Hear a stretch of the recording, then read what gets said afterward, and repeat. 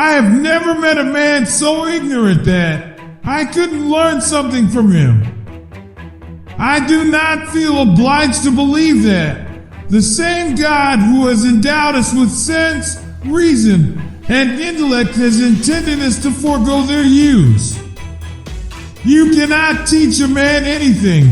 You can only help him find it within himself. In questions of science, the authority of 1,000 is not worth the humble reasoning of a single individual. All truths are easy to understand once they are discovered. The point is to discover them. Passion is the genesis of genius. The sun, with all those planets revolving around it and dependent on it, can still ripen a bunch of grapes as if it had nothing else in the universe to do.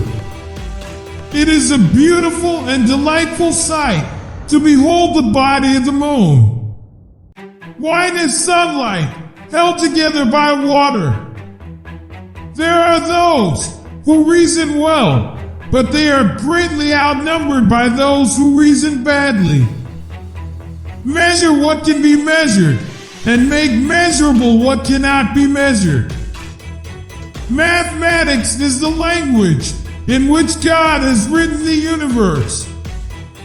It is surely harmful to souls to make it a heresy to believe what is proved.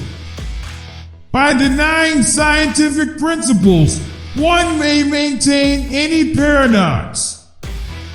With regard to matters requiring thought, the less people know and understand about them, the more positively they attempt to argue concerning them. Names and attributes must be accommodated to the essence of things, and not the essence to the names, since things come first and names afterwards. See now the power of truth. The same experiment which at first glance seemed to show one thing, when more carefully examined, assures us of the contrary. I've loved the stars too fondly to be fearful of the night.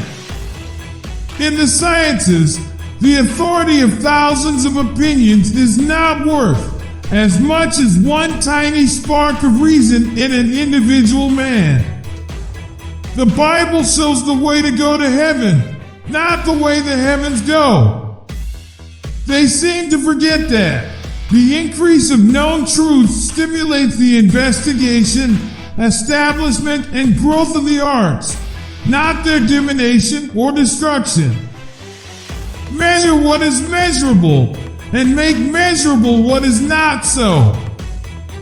I think that in the discussion of natural problems, we ought to begin not with the scriptures, but with experiments and demonstrations.